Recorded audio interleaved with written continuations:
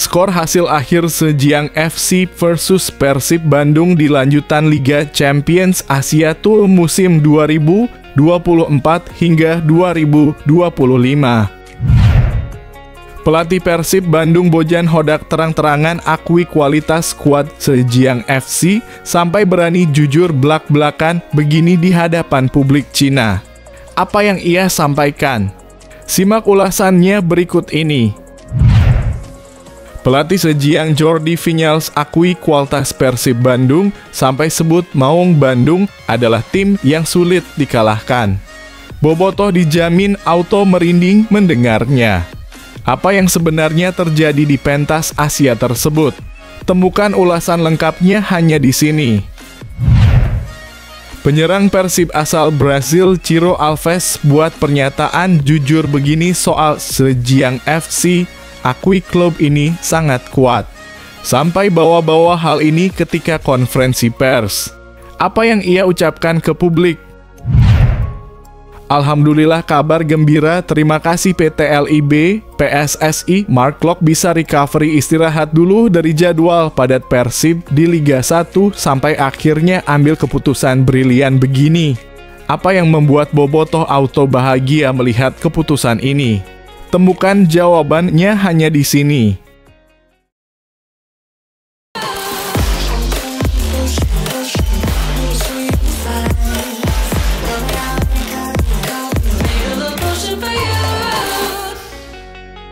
Mohon subscribe channel YouTube ini supaya gak ketinggalan berita Persib Bandung. Skor hasil akhir Zhejiang FC versus Persib Bandung di lanjutan Liga Champions Asia Tour musim 2024 hingga 2025. Luar biasa laga Zhejiang FC versus Persib Bandung berjalan dengan menarik dan seru.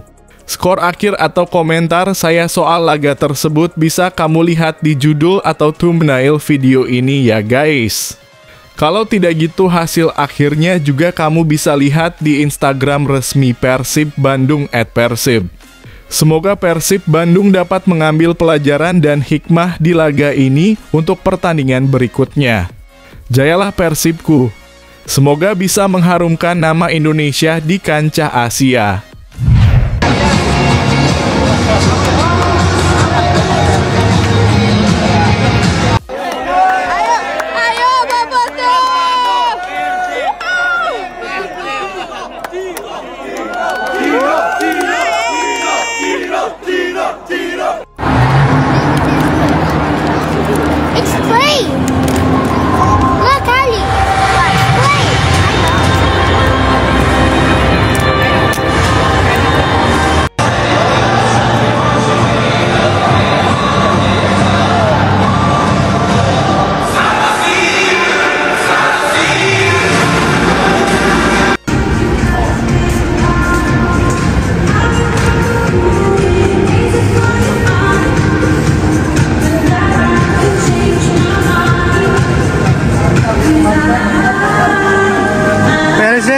Persib.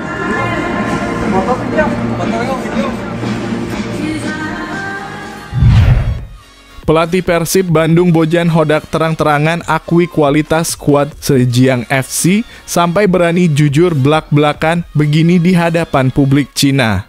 Apa yang ia sampaikan? Simak ulasannya berikut ini. Pelatih berkebangsaan Kroasia ini mengungkapkan bahwa Zhejiang merupakan tim yang bagus di mana mereka musim lalu mampu menjadi pesaing dalam mengejar gelar juara Liga Super Tiongkok. Bojan juga menyebutkan bahwa Zhejiang memiliki pemain asing yang bagus dengan ditambah beberapa pemain yang pernah mencicipi caps bersama tim nasional Tiongkok. Ya, mereka musim lalu bersaing untuk bisa menjadi juara dan memiliki beberapa pemain asing, lalu ada 2 hingga 3 pemain yang merupakan pemain tim nasional Tiongkok. Mereka terutama di lini penyerangan sangat bagus, ujarnya terkait kekuatan Zhejiang. Pelatih Zhejiang Jordi Vinyals akui kualitas Persib Bandung sampai sebut Maung Bandung adalah tim yang sulit dikalahkan. Bobotoh dijamin auto merinding mendengarnya. Apa yang sebenarnya terjadi di pentas Asia tersebut? Temukan ulasan lengkapnya hanya di sini. Jordi Vinyals mengaku tak bisa memandang sebelah mata tim asuhan Bojan Hodak ini. Menurutnya, Persib Bandung sebagai juara Liga 1 akan sulit untuk dikalahkan. Sebelumnya, Zhejiang gagal mengamankan poin pertama mereka setelah kalah dari laga tandang melawan Lion City Sailors. Kini dia ingin membalaskan kekalahan tersebut dengan melampiaskannya pada Persib. Kami memiliki keinginan yang lebih kuat untuk menang. Memang benar kami harus menyesuaikan personil yang ada menjadi yang terbaik, kata Jordi Vinyals. Jordi Vinyals mengakui kekurangan tim sebenarnya ada pada banyaknya pemain yang absen. Untuk itu dia akan memiliki starting line up terbaik guna mengamankan 3 poin di kandang. Kami memiliki banyak pemain yang absen di Liga Champions AFC. Kami mengetahui hal ini sebelum dimulainya musim dan di jendela musim panas. Kami akan mengirimkan pemain yang paling berani dan ingin menang, tuntasnya. Penyerang Persib asal Brasil Ciro Alves buat pernyataan jujur begini soal Zhejiang FC, akui klub ini sangat kuat. Sampai bawa-bawa hal ini ketika konferensi pers. Apa yang ia ucapkan ke publik? Tonton video sampai selesai biar gak salah paham. Mantan pemain Persikabo ini mengungkapkan bahwa Zhejiang FC adalah tim yang kuat. Tentu saja kami juga tahu bahwa lawan adalah tim yang sangat kuat, ujar pemain bernomor punggung 77 ini. Pemain asal Brasil ini juga mengungkapkan bahwa Persib telah melakukan banyak persiapan untuk menghadapi laga ini karena mereka akan menghadapi lawan yang kuat. Persib sendiri sudah sampai di Tiongkok sejak 1 Oktober 2024 guna melakukan adaptasi dan aklimatisasi cuaca karena kota Hangzhou relatif lebih dingin dibandingkan Bandung. Alhamdulillah kabar gembira, terima kasih PT LIB, PSSI, Mark Klok bisa recovery istirahat dulu dari jadwal padat Persib di Liga 1 sampai akhirnya ambil keputusan brilian begini. Apa yang membuat Bobotoh Auto bahagia melihat keputusan ini? Temukan jawabannya hanya di sini. Kapten tim Persib Bandung Mark Anthony Klok dipastikan harus absen dari Liga 1 musim 2024/2025 selama 3 pekan ke depan. Klok menerima sanksi tambahan dari Komite Disiplin PSSI setelah sidang yang digelar pada 25 September 2024. Ia sebelumnya mendapatkan kartu merah langsung saat Persib mengalahkan Persija Jakarta pada pekan ke-6 Liga 1 di Stadion Sijalak Harupat setelah melakukan pelanggaran keras terhadap gelandang Persija Maciej Gajos. Saat itu meski Klok berniat menghalau bola, kakinya justru mengenai bagian samping perut Gajos. Wasit asal Malaysia Muhammad Nazmi menghukumnya dengan kartu merah langsung setelah melakukan review melalui VAR.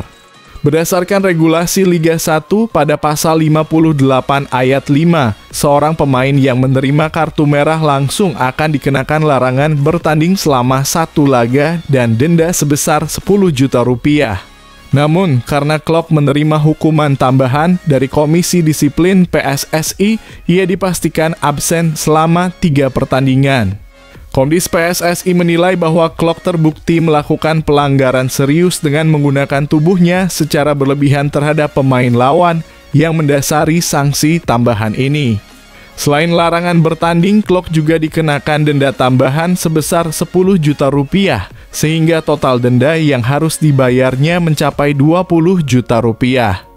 Ini jelas menjadi kerugian bagi Persib, mengingat peran penting Klok di lini tengah. Dengan hukuman ini, Klok akan absen dalam pertandingan melawan Persebaya Surabaya, Persik Kediri, dan Semen Padang. Ia diperkirakan baru bisa kembali bermain untuk Persib pada 22 November saat menjamu Borneo FC di Stadion Gelora Bandung Lautan Api jika sesuai dengan jadwal dari PT LIB. Apa pendapat kalian tentang keputusan sanksi ini? Mari kita diskusikan di kolom komentar.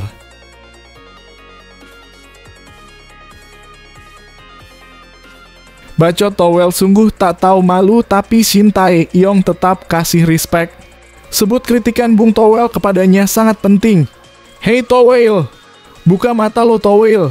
Shin Tae-yong buka suara soal sosok pengamat sepak bola Tommy Welly yang kerap melontarkan kritik pedas kepadanya. Menurut pelatih timnas Indonesia ini, kritikan-kritikan Bung Towel kepadanya sangat penting. Menurut Shin Tae-yong, ia tahu soal kritikan-kritikan Bung Towel yang kerap dialamatkan kepadanya. Pelatih asal Korea Selatan ini mengaku tahu dari laporan para penerjemahnya.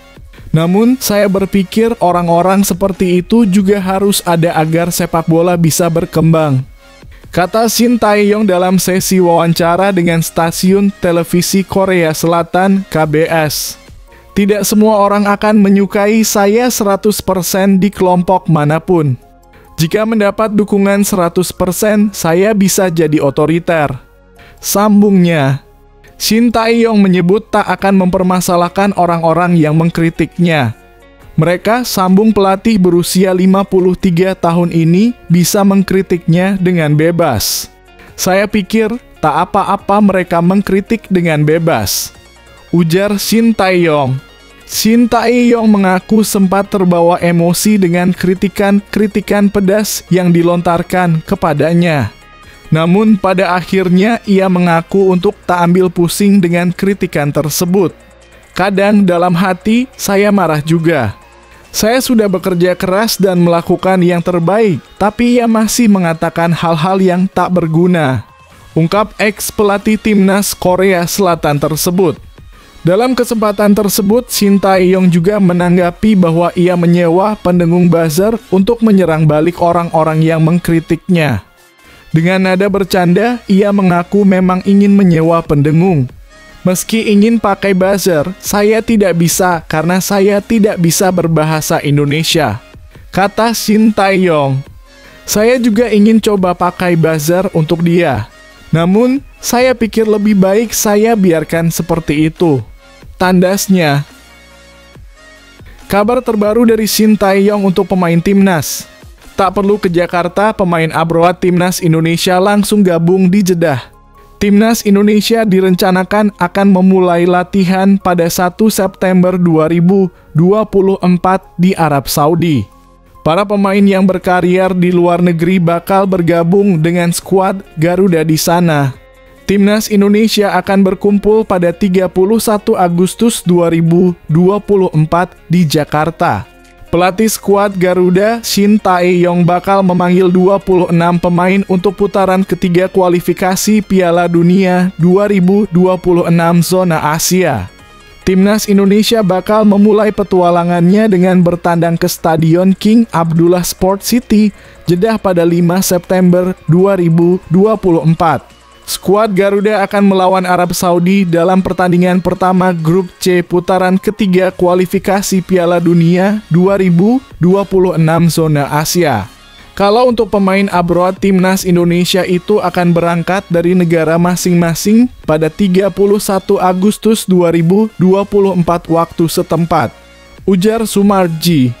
Diharapkan semua pemain sudah berkumpul pada 1 September 2024 sehingga pada tanggal itu timnas Indonesia telah bisa latihan, imbuhnya. Marcelino Ferdinand sudah pastikan kemana ia akan berlabuh setelah didepak KMS Kadeinze. Pendukung timnas Indonesia tak perlu risau lagi. Ini tanda-tanda klub barunya. Simak baik-baik. Marcelino Ferdinand tak kunjung mendapatkan klub setelah dilepas KMS Kadeinze. Pendukung timnas Indonesia pun merisaukan hal tersebut. Kabar Marcelino Ferdinand dilepas KMS Kadeinze diumumkan langsung melalui laman resmi klub. Kontrak pemain timnas Indonesia itu tidak diperpanjang. Menyusul kepastian itu, masa depan Marcelino Ferdinand pun masih menjadi teka-teki hingga saat ini kemanakah ia akan berlabuh. Usai berpisah dengan KMS Kadeinze, Marcelino Ferdinand menegaskan dirinya akan tetap berada di Eropa untuk mencari peluang bermain. Akan tetap di Eropa, saya clearkan itu dulu supaya nggak ada pertanyaan lain, kan? Kata Marcelino Ferdinand. Banyak kabar yang menyebutkan bahwa Marcel akan bergabung dengan tim bernama Dender yang bermain di divisi Liga Pro Belgia. Klub milik seorang pengusaha asal Medan, Sumatera Utara itu baru saja meresmikan Ragnar Oratmangoen sebagai striker mereka.